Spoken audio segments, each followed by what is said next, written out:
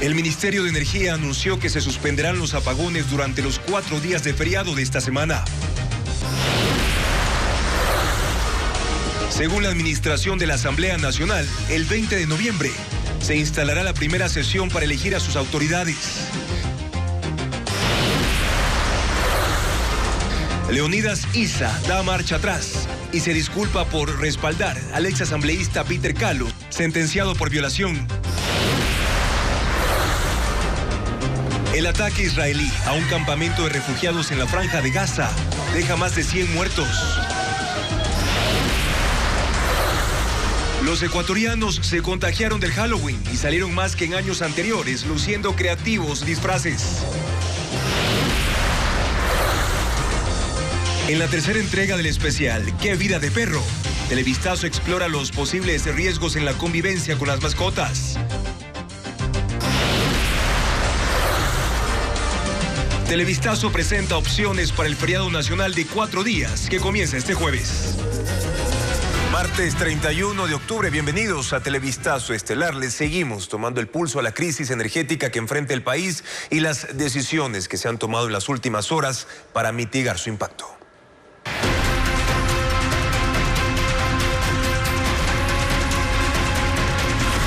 Electricidad, los embalses sin lluvia.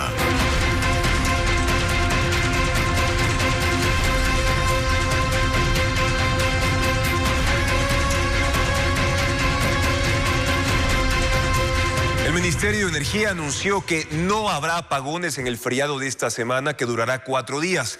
Diego Cuenca explica por qué se tomó esta medida. Los apagones a escala nacional se suspenden desde este jueves 2 hasta el domingo 5 de noviembre. Así lo anunció el Ministerio de Energía. La medida se toma a vísperas del feriado por el Día de Difuntos y las festividades por los 203 años de independencia de Cuenca. La entidad también indicó que el sábado hará una evaluación sobre la situación del suministro eléctrico para la siguiente semana. Sin embargo, la crisis de energía continúa, a pesar de que ese lunes cayó una fuerte lluvia en las provincias de Cañar y Azuay, donde se ubican 4 hidroeléctricas que necesitan agua para volver a estar 100% operativas, ya que por ahora solo funcionan durante 4 horas al día. Según las autoridades de la Corporación Eléctrica del Ecuador, CELEC, el aguacero ayudó a que el nivel del río Paute, que alimenta a esas centrales, incremente 35 centímetros, pero esto no es suficiente para terminar con los racionamientos. La lluvia tampoco incrementó el caudal de manera significativa en los ríos Tomebamba, Tarqui, Yanuncay y Machángara, que rodean a la capital Azuaya. Esos todavía están parcialmente secos. Duplican la generación de energía en la central hidroeléctrica Marcel Laniado en Guayas para cubrir la demanda en cantones como Guayaquil. William John recorrió ese complejo y tiene más información al respecto. Hace 2 semanas llegó la decisión desde CELEC de aumentar la producción de energía en este complejo hidroeléctrico, pasar de 2.000 a 4.000 megavatios hora por día y así ser un soporte para abastecer de electricidad a los cantones de Guayas ante la crisis por el estiaje que afecta a otras centrales del país. Por eso pusieron a funcionar las 3 turbinas y ahora operan a su capacidad total. Sin embargo, con esta generación solo alcanza para cubrir la demanda de unas 120.000 familias durante noviembre. Aunque en esta zona de la costa las lluvias aún son esporádicas, tienen agua almacenada en la presa Daule Peripa, el mayor embalse del país. Por ahora su nivel de agua está en 76 metros, esto es, 6 metros más del mínimo. Pero si no llueve pronto, esa reserva puede agotarse. El uso o la reserva de agua también es para lo que es riego, y no ha habido lluvias a la cantidad que se esperaba. La electricidad generada en esta central se suma al sistema nacional interconectado en virtud de la emergencia energética. Por eso aquí también anhelan que las lluvias no demoren más. Producir energía eléctrica con generadores térmicos vuelve más caro el servicio para el Estado por factores como el combustible. Francisco Garcés informa que el consumo se duplicó en los últimos 2 meses. La crisis de generación eléctrica del país, además de pérdidas en la producción, genera gastos no previstos para el Estado. Uno de los principales es en combustibles, especialmente fuel, oil y diésel, que emplean las principales plantas termoeléctricas para generar energía. Según las cifras de Petroecuador, en condiciones normales, esas generadoras necesitan 250,000 barriles mensuales de combustibles, cifra que aumentó para enfrentar la crisis por el estiaje. El aumento del requerimiento para la generación o utilización del 100% del parque generador termoeléctrico es ya de 480,000 barriles. Es decir, que el consumo de combustibles para generación eléctrica se duplicó y hasta septiembre representó para el Estado un gasto de más de $110 millones. En julio, las termoeléctricas consumían 22,000 barriles de diésel, pero a septiembre necesitaron casi 140,000 barriles. De gasolina, el consumo subió de 195,000 barriles a más de 430,000, mientras que de residuos de petróleo, en julio se entregaron 35,000 barriles y a septiembre ya eran más de 120,000. La generación de energía eléctrica con diésel es la forma más cara de producirla y se estima en alrededor de 40 centavos por kilovatio, cuando la producción hidroeléctrica está en alrededor de 9 centavos el kilovatio. SENACE calculó que entre octubre y diciembre el sistema de generación eléctrica consumirá casi 500,000 barriles adicionales de diésel. El equipo de Daniel Noboa se alista para la posesión que sería el 1 de diciembre y sostiene reuniones de transición. Al frente de ese proceso está Arturo Félix, quien según el ministro de Transporte César Ron será el próximo secretario de la Administración Pública. Luisa María Heredia con el informe. El círculo más cercano del presidente electo Daniel Noboa lidera las reuniones en Quito previo a la toma de poder. Entre lunes y martes, por ejemplo, revisaron los detalles del cambio de mando, previsto para el viernes 1 de diciembre. Agendaron un ensayo general de la ceremonia para fines de noviembre. El denominado equipo de transición lo integran 2 miembros ya confirmados de su gabinete: Gabriela Sommerfield, futura canciller, e Iván Carminiani, secretario de Comunicación. También Mónica Palencia, asesora jurídica de Daniel Noboa, quien ya lo acompañó a su primera cita en Carondelet. Televistazo pudo conocer que ella ocuparía el cargo de secretaria jurídica, en tanto que al frente de la Secretaría de la Administración Pública estaría Arturo Félix, empresario, quien también estuvo en el encuentro de hace 2 semanas con Guillermo Lasso en el Palacio de Gobierno. Félix incluso encabeza las reuniones de transición con los ministerios. Tuvimos 2 reuniones, una en el Palacio de Gobierno con el secretario general de la Administración, el señor Arturo Félix. Ahí se hizo una revisión general, ¿no?, del estado del ministerio.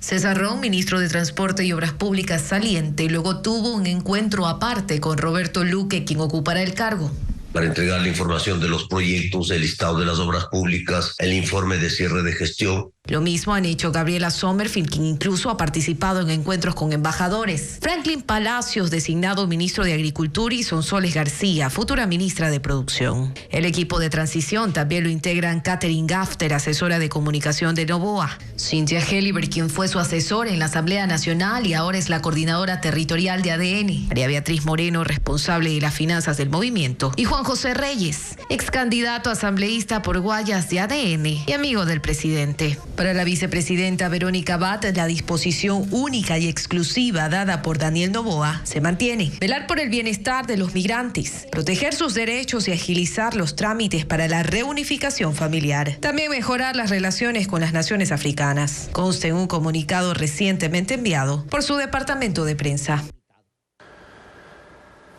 Henry Kronfle es la propuesta social cristiana para la presidencia de la Asamblea Nacional y en torno a su nombre hay diálogos para distintas designaciones. Otras bancadas proponen, por ejemplo, sus representantes para el Consejo de Administración Legislativa.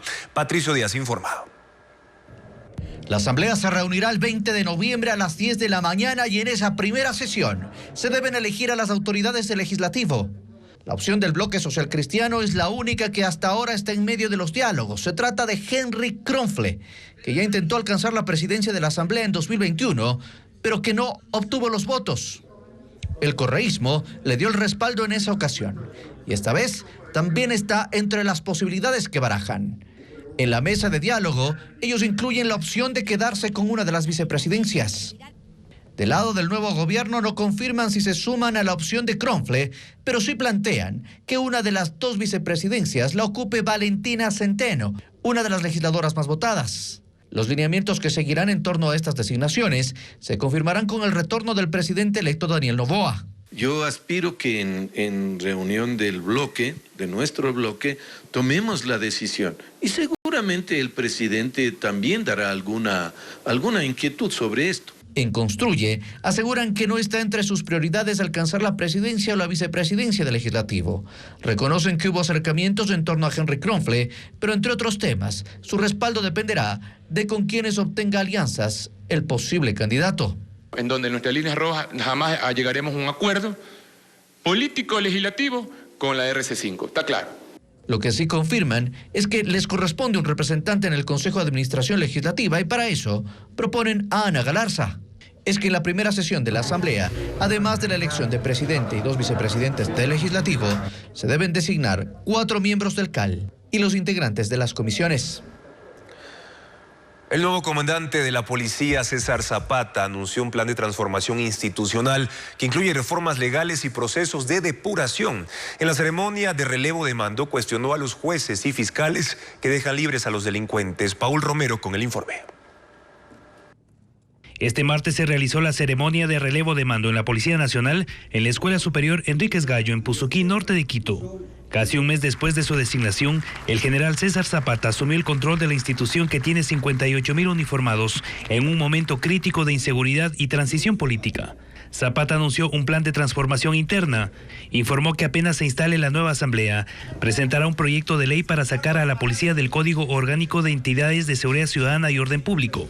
Cuerpo legal que no solo ha afectado a la institucionalidad, sino que ha desnaturalizado la doctrina y esencia jerárquica, creando los espacios para lograr la impunidad y la indisciplina. Este código fue aprobado por el correísmo en 2017, en donde se modificó el rigor de las sanciones administrativas y disciplinarias a los policías.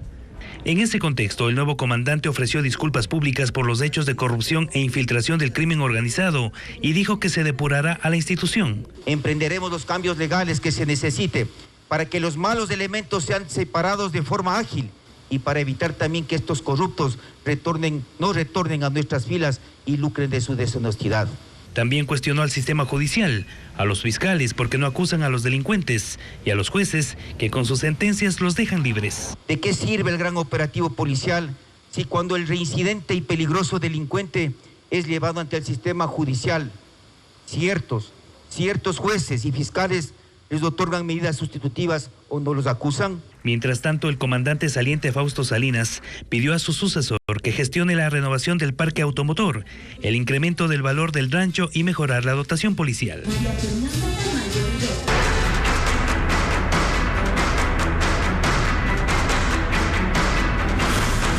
Israel, guerra contra Hamás. El bombardeo de Israel contra el campamento de refugiados palestinos más grande de Gaza deja un número de víctimas superior a los 100 muertos. 6 bombas destruyeron edificios y provocaron un enorme cráter. Pedro Jiménez con las imágenes de los efectos de ese ataque. Jabalia es uno de los 8 campamentos para refugiados en Gaza y ahora está destruido. Las bombas, según las fuerzas de defensa de Israel, estuvieron dirigidas contra un jefe de Hamás, dando paso al peor ataque de los últimos días. En el sitio quedó un cráter gigantesco. Las construcciones alrededor están en escombros. La cifra total de víctimas mortales no ha sido confirmada aún, pero un hospital reportó que recibió 50 cadáveres, otro 120. Fuentes palestinas dicen que son muchos más, pues se trata de un lugar densamente poblado. Desde que la Agencia de Naciones Unidas para los Refugiados creó los campamentos en Gaza, la población del de Jabalia llegó a tener 107.000 habitantes. En el sitio, una multitud ayudaba a recuperar más cuerpos y rescatar a los heridos. El vocero internacional de las Fuerzas de Defensa de Israel defendió el ataque en la guerra contra Hamás y preguntado sobre si sabía de la existencia de centenares de víctimas, incluidos mujeres y niños, dijo: "Es una tragedia de la guerra. Durante días hemos estado diciéndoles váyanse hacia el sur. Pero hay más de 600.000 civiles en el norte de Gaza que no han evacuado la zona. Miles son heridos graves y otros se refugian de las bombas en los hospitales. Pero es justamente en el norte de la Franja de Gaza donde Israel planea intensificar los ataques. Así también, hoy otro bombardeo destruyó instalaciones del campamento Nuseirat, ubicado al sur de Jabalia. Sobre las víctimas en ese sitio también son civiles. Hasta ahora se reportan unas 20. Los bombardeos han ocurrido en medio de una escalada de operaciones militares de las Fuerzas de Defensa de Israel en contra del movimiento Hamás y continuaban esta noche con gran intensidad. Los combates de Israel contra Hamás se extienden a la ribera occidental del río Jordán, un territorio palestino donde las fuerzas de defensa han destruido casas de los altos mandos de esa organización. Las fuerzas de defensa israelíes demolieron la casa de Saleh al-Rouri, un alto funcionario de Hamás, en la ciudad de Arura, en Cisjordania. Fue una demolición controlada con dinamita en una localidad vecina de Ramallah. Allí han muerto 110 personas desde que inició este nuevo conflicto. Quienes habitan en esa región denuncian que desde hace décadas el gobierno israelí derriba sus casas en respuesta a cada agresión de un palestino contra un judío.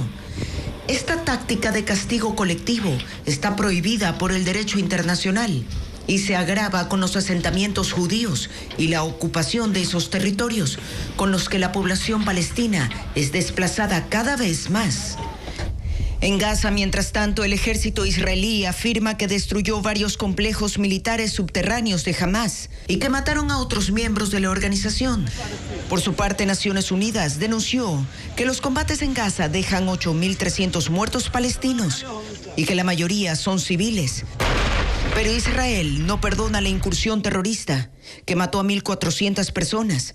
Y en la sesión del Consejo de Seguridad, el embajador israelí arremetió contra la comunidad internacional por no condenar los ataques del 7 de octubre. El embajador se puso una estrella de David de color amarillo, un símbolo con el que los nazis marcaron a los judíos durante la Segunda Guerra Mundial. Asegura que usará ese símbolo hasta que los líderes del mundo despierten y condenen las acciones del grupo terrorista.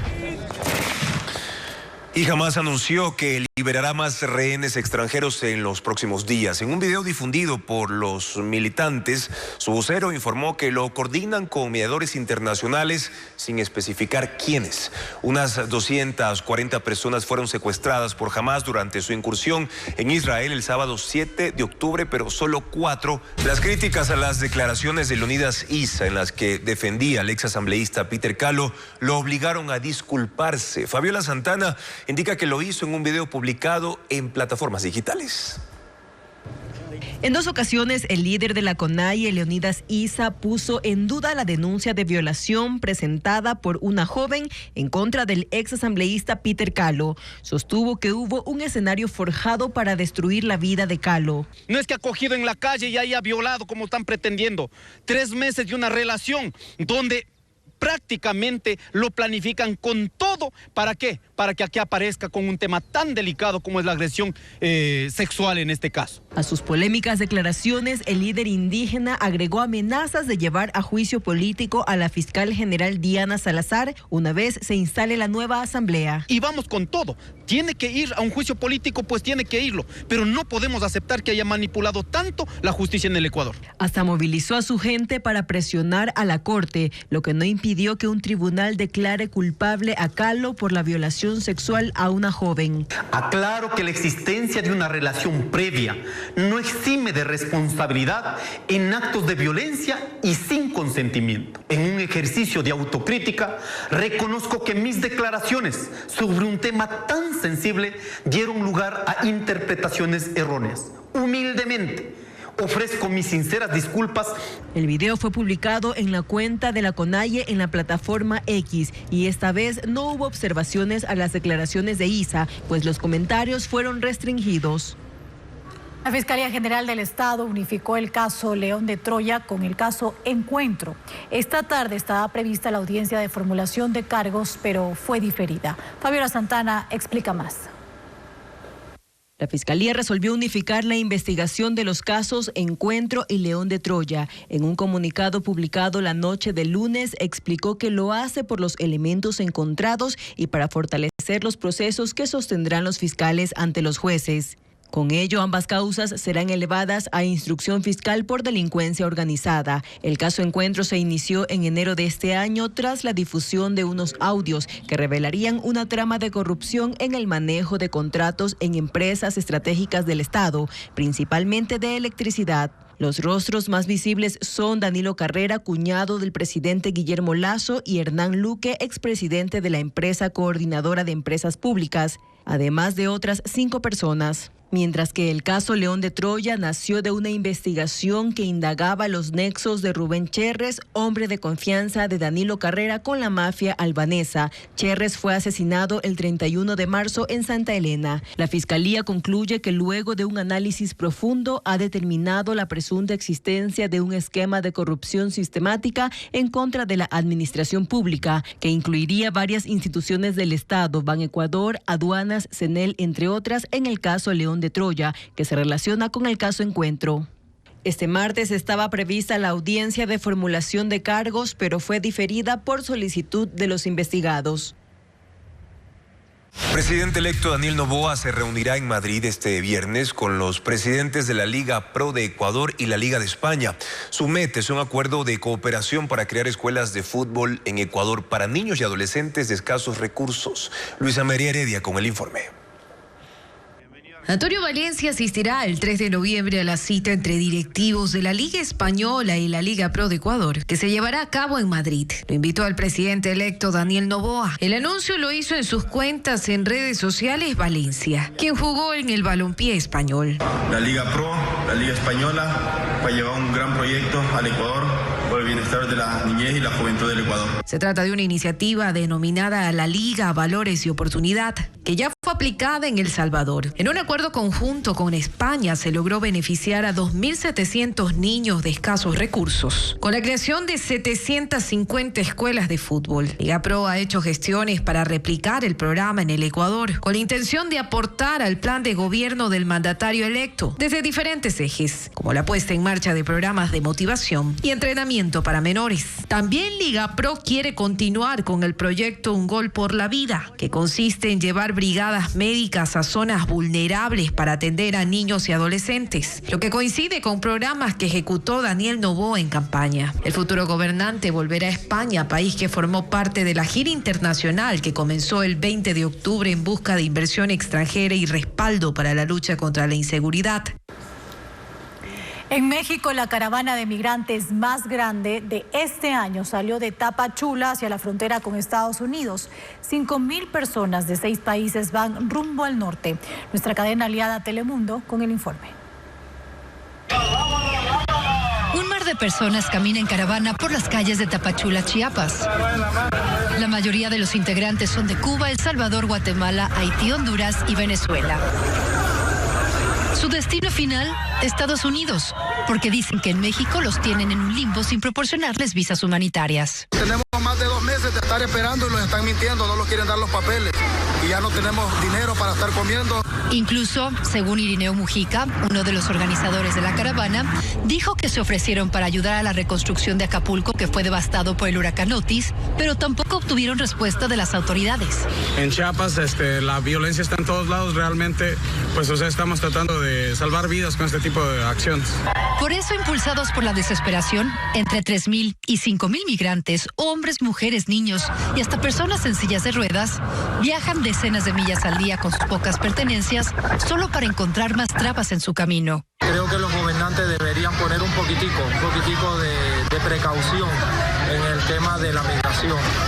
Se están lucrando mucho, nos están quitando, nos están robando, nos están extorsionando, están viviendo en los lugares, en los puntos fronterizos a costilla de nosotros. Por lo pronto, los migrantes dormirán en el municipio de Huehuetán, a unas 15 millas de donde salieron el lunes por la mañana, y pernoctarán en parques y albergues improvisados durante días, solo para amanecer con el sol y continuar su camino rumbo a Estados Unidos, un país con la frontera blindada y una crisis migratoria fuera de control. Nueva York cerrará la última cárcel flotante de Estados Unidos. Se trata del correccional Vernon Bain, que funciona desde la década de los 90 con una capacidad para 800 prisioneros. Sus deterioradas instalaciones serán desocupadas esta semana. Atracado en aguas poco profundas en el sur del Bronx está el centro correccional Vernon Bain, la prisión flotante más grande del mundo. Tiene 200 metros de longitud y 5 pisos. Se asemeja a un barco portacontenedores repleto de carga. La barcaza carcelaria entró en funcionamiento en 1992 como parte de una flota de 4 prisiones que aliviaría el hacinamiento carcelario en Nueva York. Pero pasaron los años y el recinto siguió operando.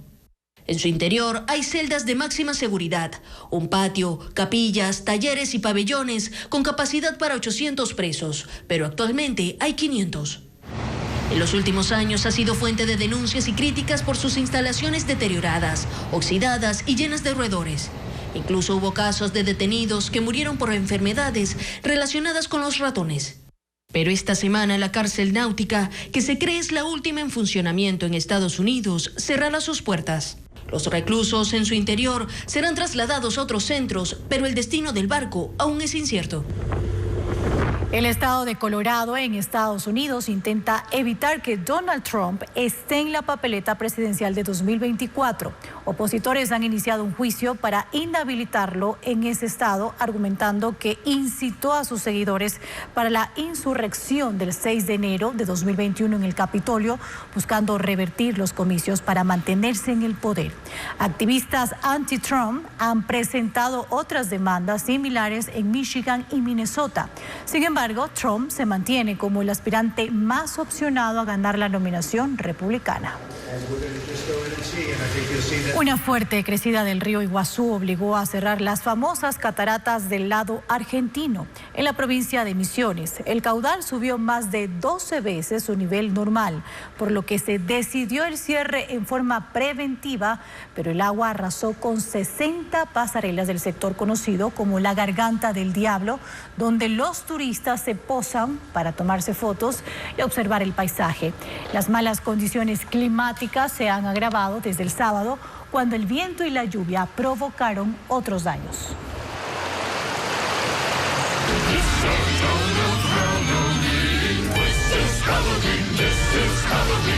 Halloween, la ironía del terror. Halloween es una de las épocas más celebradas en los Estados Unidos. En el sur de Brooklyn, Nueva York, por ejemplo, los residentes ya decoran a tono sus casas. Ileana Suárez con las imágenes.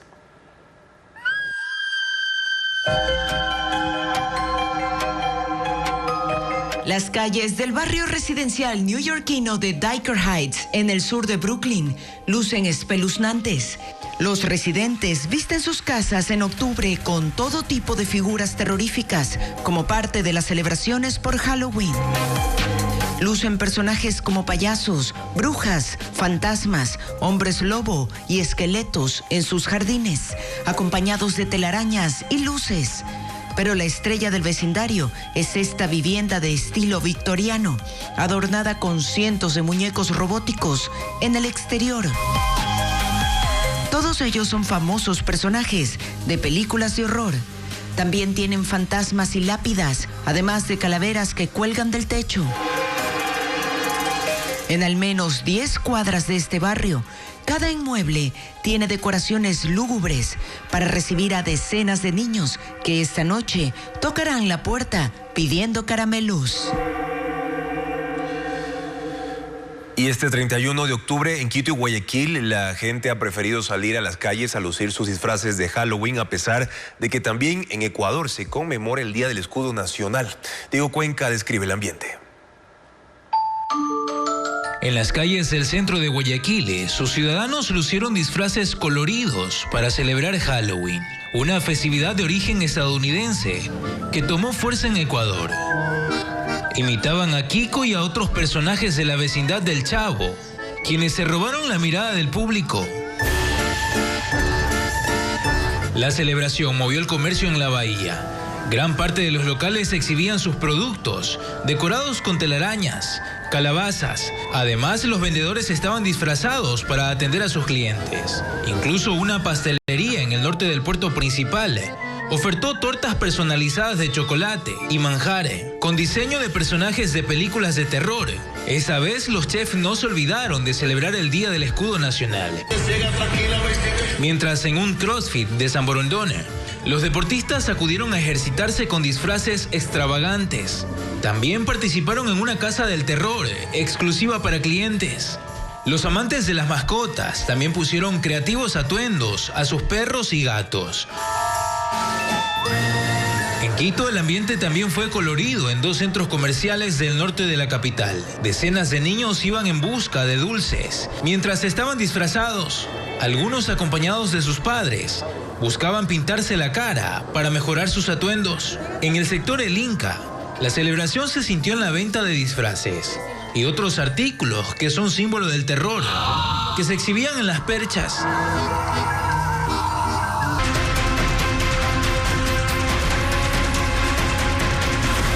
Electricidad, los embalses sin lluvia.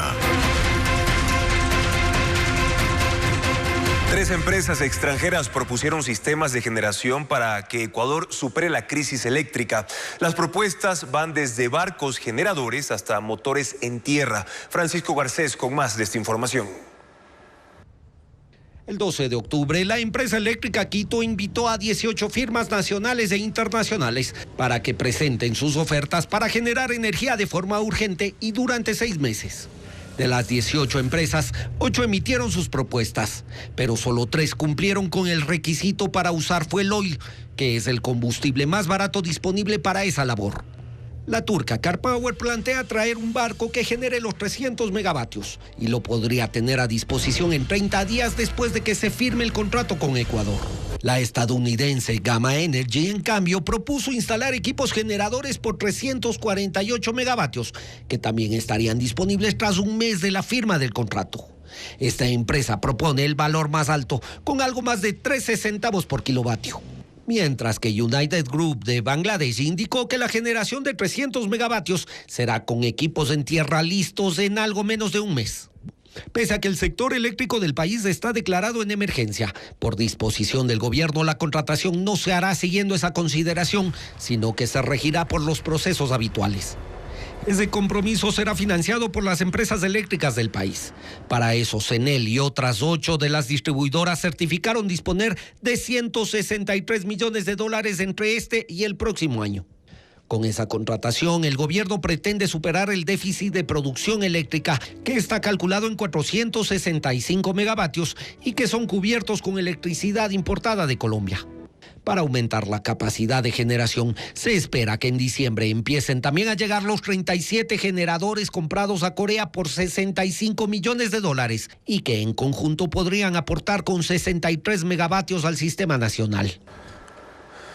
El sector industrial reprograma su actividad productiva para requerir menos energía y de esta manera contribuir a los 100 megavatios que el gobierno solicita. Las reuniones con la administración actual no abordaron soluciones definitivas al problema energético y en este momento todos los esfuerzos se concentran en atender lo urgente. Veamos. De las reuniones que tuvo el gobierno el último fin de semana con el sector privado, lo único concreto fue el pedido a las industrias para que contribuyan con 100 megavatios.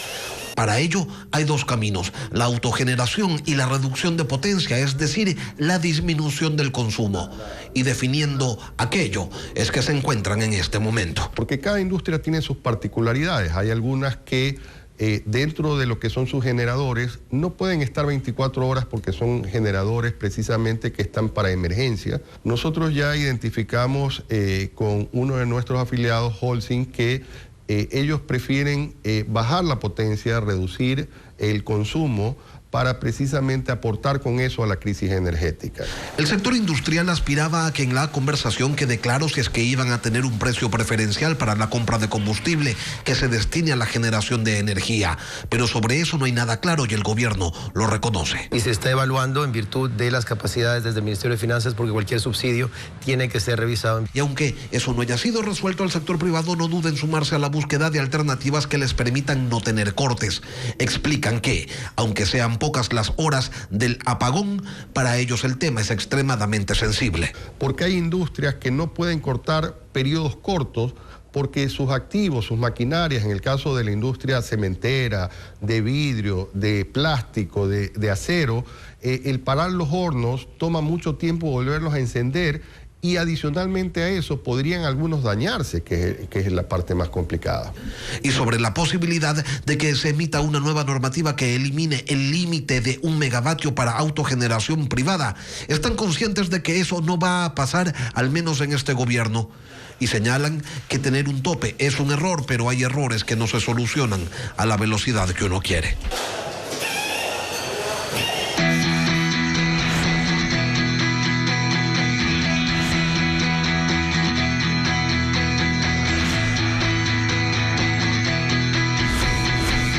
Vida de perro. Es recomendable dormir, besar o compartir comida con nuestras mascotas. Especialistas coinciden en que no afecta a la salud siempre y cuando el perro esté sano. Aún así advierten de la transmisión de parásitos entre animales y humanos. Estefanía Arias habló con los expertos.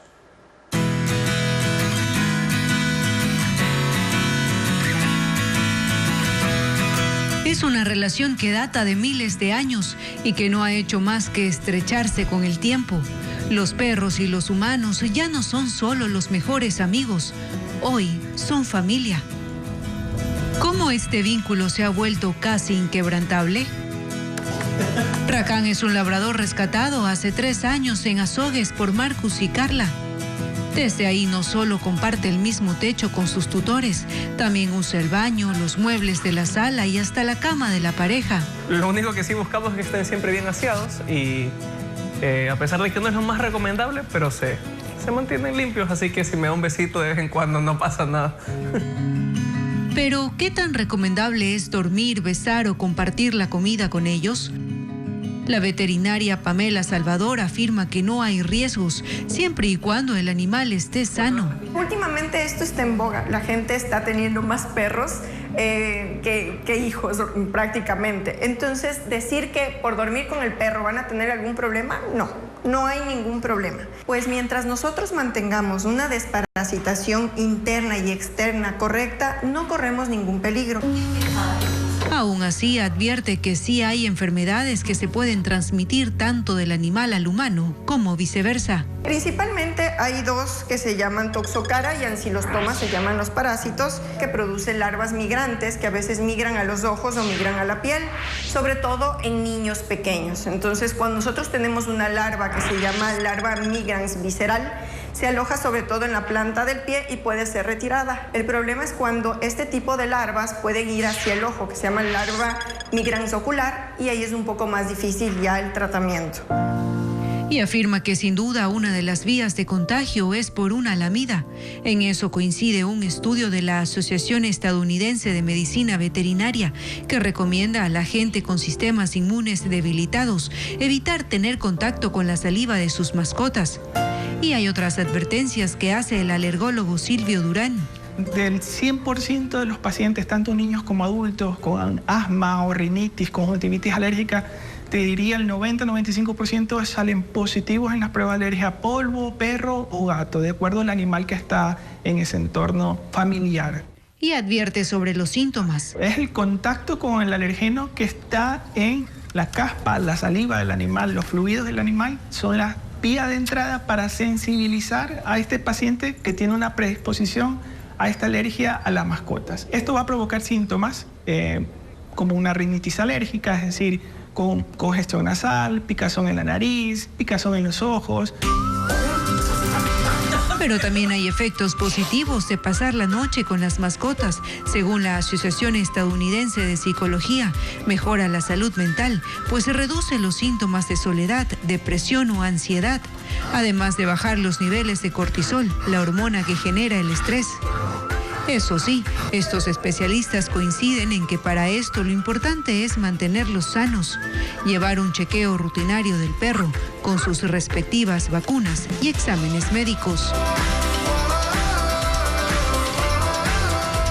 Y mañana otra entrega de este especial. Vamos a conocer en qué actividades e instituciones la ayuda canina juega un rol fundamental para las personas. 5 jóvenes ecuatorianos participaron en las Olimpiadas Latinoamericanas de Astronomía y Astronáutica realizados en Panamá. Hubo 90 participantes de 21 países y 2 ecuatorianos recibieron menciones honoríficas.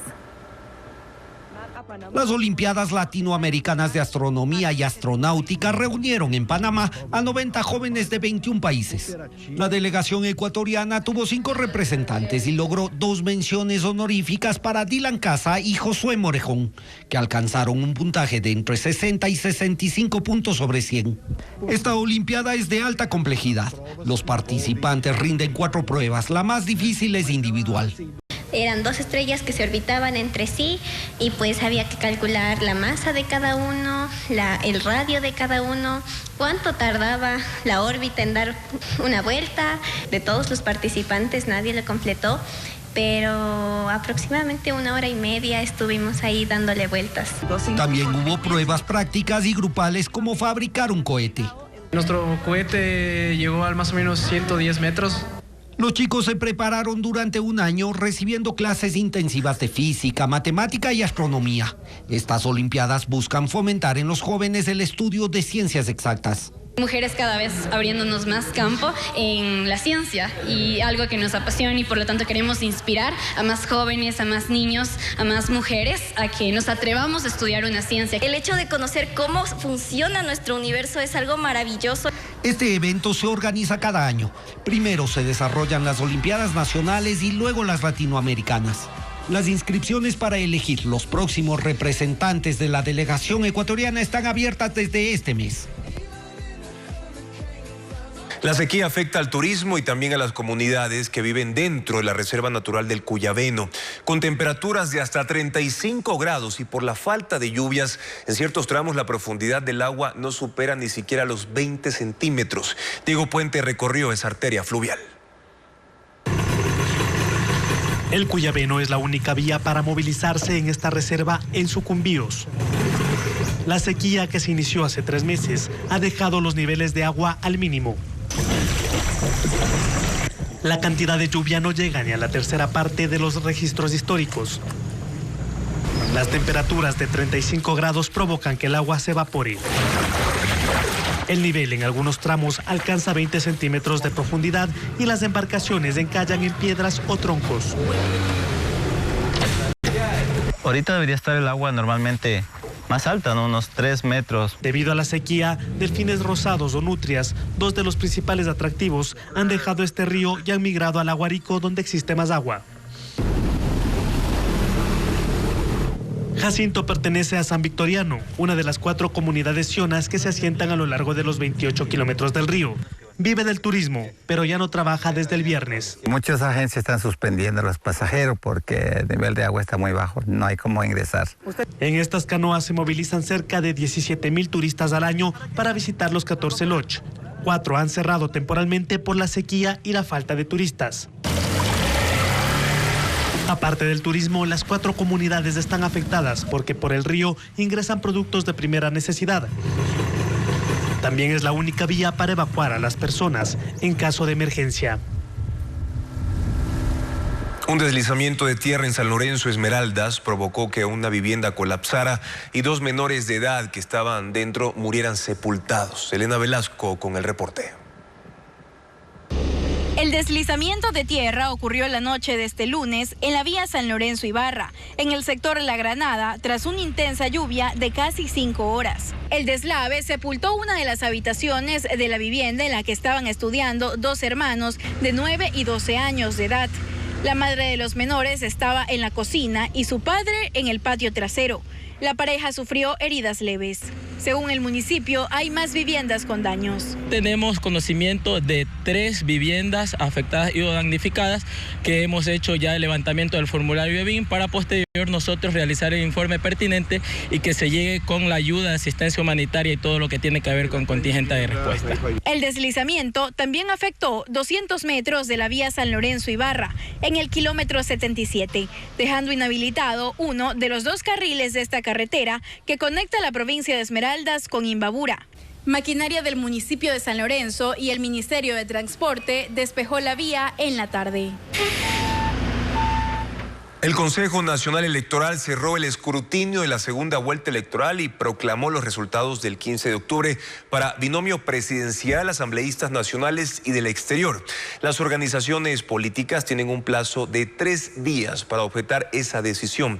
Patricio Díaz tiene más detalles. Los resultados de la segunda vuelta fueron confirmados oficialmente por el Consejo Nacional Electoral. Y con ello, a Daniel Noboa como ganador y presidente electo sobre Luisa González de la Revolución Ciudadana. En una segunda resolución, el CNE proclamó los resultados de asambleístas nacionales y del exterior, cerrando así el escrutinio nacional. Este miércoles notificarán a las organizaciones políticas y se abrirá un periodo de 3 días para que si algún candidato o movimiento tiene objeciones, las presente ante el Tribunal Contencioso Electoral. Y si es que se interpusiera recursos, tendríamos que esperar los tiempos que se tome el Tribunal Contencioso Electoral. Pero de esta cancha ya salió y los resultados están proclamados. La presidenta del CNE ratificó que la intención es de entregar las credenciales a los legisladores nacionales y del exterior el próximo 13 de noviembre y el presidente de la República el 15, para que así se cumplan los tiempos previstos para la instalación de la Asamblea y la posesión del nuevo jefe de Estado hasta el 1 de diciembre. Para eso esperan que si no se presentan objeciones, el Tribunal Contencioso entregue la certificación en ese sentido hasta el sábado. Ya estaríamos habilitados para entregar inmediatamente después de que estén firmes los resultados. Sin embargo, hay que organizar, un poco de logística. Mientras no se entreguen las credenciales, la Asamblea no puede instalarse y el nuevo presidente de la República tampoco asumir funciones. El Ministerio de Salud inauguró el primer centro de diagnóstico y cirugía fetal del país. Esa intervención consiste en corregir malformaciones o defectos congénitos de un hijo cuando está en el vientre de su madre. Se creó el primer Centro Nacional de Diagnóstico y Cirugía Fetal del país. Funciona en el Hospital Pediátrico Luz Helena Arismendi, en el sur de Quito. La cirugía fetal es un procedimiento que se aplica al feto tras detectar una malformación o defecto congénito. En casos específicos, intervenir al bebé cuando todavía está en el vientre de su madre es mejor que al nacer porque sus órganos aún se están desarrollando. Para los chequeos se usan ecógrafos de alta gama, porque las revisiones a los fetos con malformaciones deben tener mayor nitidez y precisión, mientras que para las cirugías lo que más se utiliza son fetoscopios, una ecografía en la zona abdominal y operaciones a láser. Como tiene cobertura nacional, madres de otras ciudades serán derivadas tras ser evaluadas en centros de salud u hospitales de la red pública.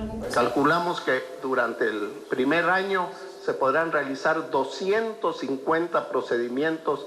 15 médicos se han especializado en la atención fetal para trabajar en este centro, en el que se invirtieron $560,000. Ese espacio también servirá para capacitar a profesionales de la salud en cirugías fetales. Quito, una exposición de 40 fotografías muestran el paso de Alexander von Humboldt por el volcán Antizana. Mientras que en San Borondón el Parque Histórico ofrece para el feriado un recorrido por el sendero y la obra sobre la leyenda de Cantuña. Estefanía Arias con la agenda cultural. Esta obra lleva el título del verso de una canción de Nacho Vegas. Juro que esto nunca volverá a suceder así. Trata sobre el sinsentido y la pérdida en la vida. 80 minutos en los que las actrices no solo están en vivo, sino en una doble pantalla con primeros planos. La obra es dirigida por Diego Coral y estará en el estudio de actores en Quito los viernes y sábados a las 19:30 y los domingos a las 18 horas hasta el 19 de noviembre. Son imágenes que revelan los pasos de Alexander von Humboldt en el Antizana, sus páramos, humedales y glaciares del volcán en marzo de 1802. Esta muestra de 40 fotografías de Adrián Soria se exhiben en el Centro Cultural Asociación Humboldt en Quito, un proyecto denominado Caminante de Montes que busca mostrar la belleza del paisaje andino para su disfrute y conservación. La exposición será hasta el 25 de noviembre, de lunes a viernes de 10 de la mañana a 7 de la noche y sábados de 10 de la mañana a 13 horas. El Parque Histórico en San Borondón estará abierto durante todo el feriado y ofrecerá recorridos por el sendero, donde los visitantes podrán disfrutar de la flora, fauna y costumbres costeñas. Son más de 30 minutos de caminata por esta zona. Al finalizar el trayecto también habrá una feria de emprendimiento y una obra teatral sobre la leyenda de Cantuña, que trata la historia del clásico personaje que debía terminar la construcción de la emblemática iglesia San Francisco de Quito antes de una determinada fecha, pero como no lo logró, hizo un pacto con el diablo de entregarle su alma a cambio de finalizar la obra. Porque mis diablillos han terminado de construir el atrio. El parque estará abierto de miércoles a domingo de 9 de la mañana a 5 de la tarde.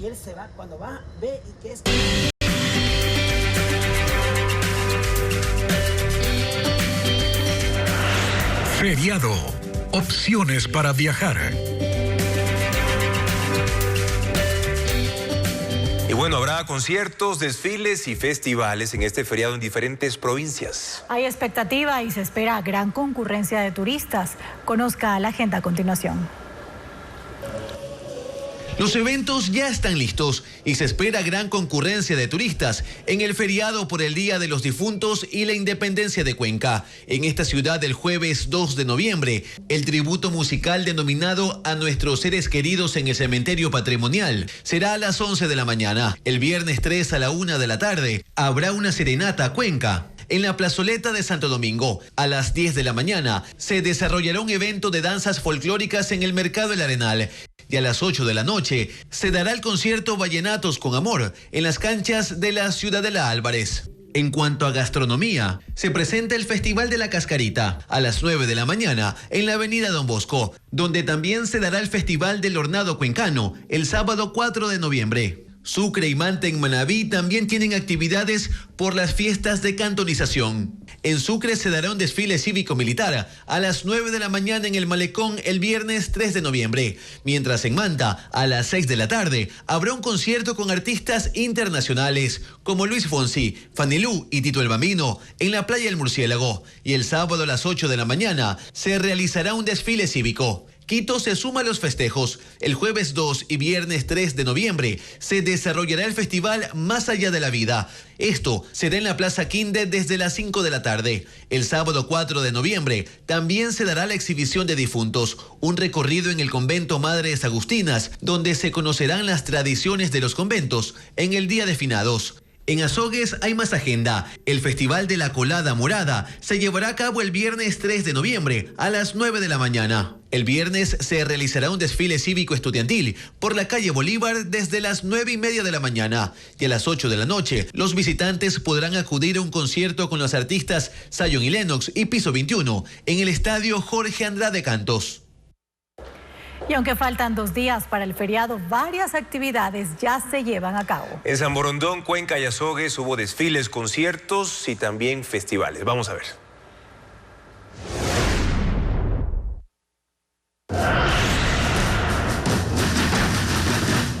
Las actividades ya se desarrollan en San Borondón, que festeja 65 años de cantonización.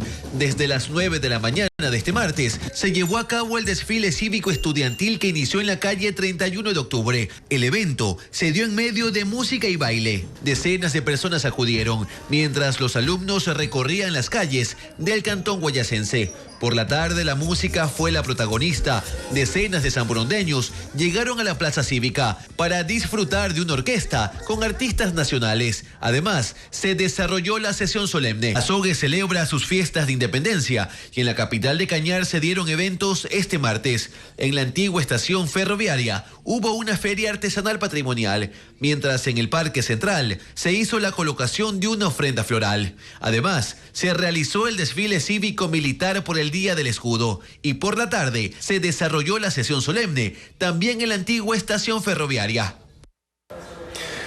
Los paseos en canoa, avistamiento de aves, recorridos en museos, visitas al santuario y gastronomía son parte de la oferta turística. ¿En dónde, Andrea?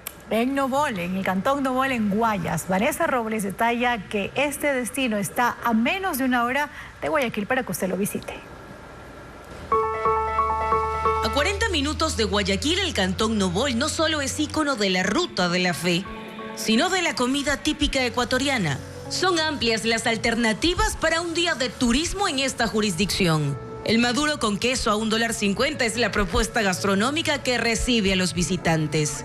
Considerado una tradición entre los 50 negocios de alimentos asentados en la calle Amazonas. A esto le sigue la fritada a $4.50, el caldo de salchicha a $3 y los secos. Seco de gallina y el seco de pato y el seco de chivo. A unos 5 minutos en carro se encuentra el santuario Narcisa de Jesús, el atractivo principal y uno de los centros de peregrinación más visitados del país. Allí reposa el cuerpo incorrupto de la joven santa. Los visitantes tardan 40 minutos en recorrer este trayecto religioso y finalizan con una foto de recuerdo, como detalla don Vicente Quimí. Yo aquí tengo 23 años. En mi fotografía, la multitudinaria presencia de turistas, peregrinos de la Santita no ha bajado. Desde el muelle se ofrecen paseos fluviales sobre el río Daule. Durante 40 minutos, Simón Chávez, presidente de la Asociación de Canoeros de Novol, recorre la flora y la fauna del ambiente montubio, visible desde las riberas del río. Patos cuervos, garzas y aves silvestres, en medio de samanes, laureles y cultivos de mango. El pasaje cuesta $1.50 por persona y los niños van gratis. Una cuarta alternativa en el kilómetro 37 vía Daule-Novol es el complejo turístico Garza Roja, un espacio de 80 hectáreas con 11 piscinas, canchas de fútbol, vóley, un museo de pinturas, muñecas y artesanías de exhibición.